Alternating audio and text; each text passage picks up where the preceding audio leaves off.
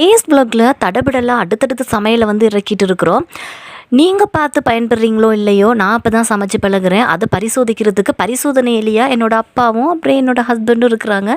So வேறு என்ன கவலை வேணும், எடுத்து அப்படியே இறக்க வேண்டியதுதான் வீடியோவை. அந்த வரிசையில் இன்றைக்கி சேமங்கீரை கறியை தான் பார்க்க போகிறோம்.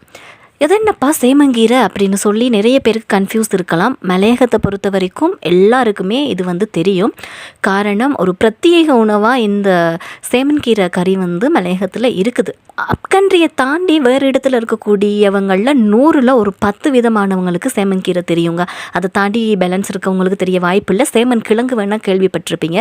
ஸோ இந்த சேமன்கீரையை வச்சு எப்படி சமைச்சு எப்படி சாப்பிட்லாம் அப்படின்றத தான் இன்றைக்கி வீடியோவில் வந்து நாங்கள் பார்க்க போகிறோம்.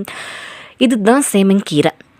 ஸோ இதை வந்து நல்லா கழுவி க்ளீன் பண்ணிவிட்டு சின்ன சின்னதாக அரிஞ்சு எடுத்துக்கோங்க. இது வந்து வெறும் கையில் நீங்கள் வந்து செய்கிற நேரத்தில் சில நேரம் அந்த அரிப்பு உண்டாகக்கூடிய வாய்ப்பு இருக்குது. ஸோ அதை தவிர்த்துக்கணும்னு சொன்னால் நீங்கள் கைக்கு க்ளவுஸ் போட்டுக்கோங்க. அப்படி இல்லாட்டிக்கு கையில் கொஞ்சம் புளி தேய்ச்சிட்டு நீங்கள் வந்து அதை கீரையை வந்து பிச்சு எடுத்துக்கொள்ளலாம். இதுக்கு பிறகு நாங்கள் இந்த க்ளீன் பண்ணி வச்சுருக்குறோம். இதில் கொஞ்சமாக பருப்பு போட்டிருக்கிறேன், நான் பயரும் போடலாம். போட்டுட்டு மூட்டை கொச்சிக்காய் நான் காட்டுறது தான். மூட்டை கொச்சிக்காய், மூட்டை மிளகாய், நாங்கள் எங்களுடைய பிராந்திய மொழியிலே பேசலாம் அப்படிங்கிறனால அப்படியே அப்கண்ட்ரி ஸ்லாங்லே வரும். ஸோ மூட்டை கொச்சிக்காய் இதெல்லாம் போட்டு அடுப்பில் வச்சு கொஞ்சமாக வேக விடுங்க. அதுக்கு பிறகு கொஞ்சம் தேவையான அளவு தண்ணியும் போட்டுட்டு அப்படியே நல்லாவே அவிய விட்டுக்கோங்க. இது வந்து நல்லா வேகணுங்க. இது வந்து நார்த்தன்மை உள்ள ஒரு பொருள் தானே, அதால் இதை நாங்கள் வந்து நல்லாவே ரொம்ப சாஃப்டாக ரொம்ப நல்லாவே வெந்து எடுத்துக்கொள்ள போகிறோம்.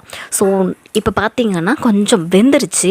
வெந்ததுக்கப்புறமா இதில் நான் அதுக்கு முதல்ல ஒரு சரியான பதம் வரப்போவே கொஞ்சம் மஞ்சத்தூளும் போட்டு வேக வச்சுட்டு, இப்போ வெந்ததுக்கு பிறகு இதை வந்து நாங்கள் கடைஞ்சி எடுக்க போகிறோம். இதுதான் மத்துக்கட்டை.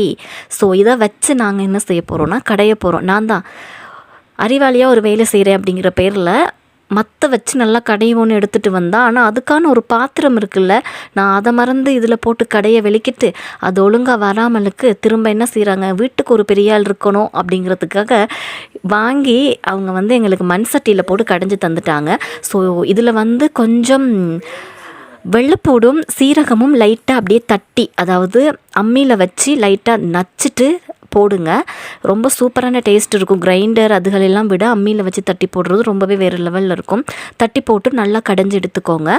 பார்க்குறதுக்கே ரொம்ப ஒரு பேஸ்ட் மாதிரிக்குள்ளே வரணும். நல்லா கடைஞ்சி எடுத்துட்டு வழமை போல் தான் பாத்திரத்தை அடுப்பில் வச்சுட்டு ஆயில் ஹீட் ஆகினதுக்கு பிறகு அதில் கொஞ்சம் வெங்காயம், அது கூடவே நான் வந்து கடுகு வெந்தயம்லாம் போட்டுட்டு அப்படியே அது பொரிஞ்சு வர நேரத்தில் இப்போ காஞ்ச மிளகாவையும் போட்டு அப்படியே அது பொரிஞ்சு வரப்போ கறிவேப்பமிலையும் போட்டுட்டு நல்லா மிக்ஸ்டு பண்ணி ஒரு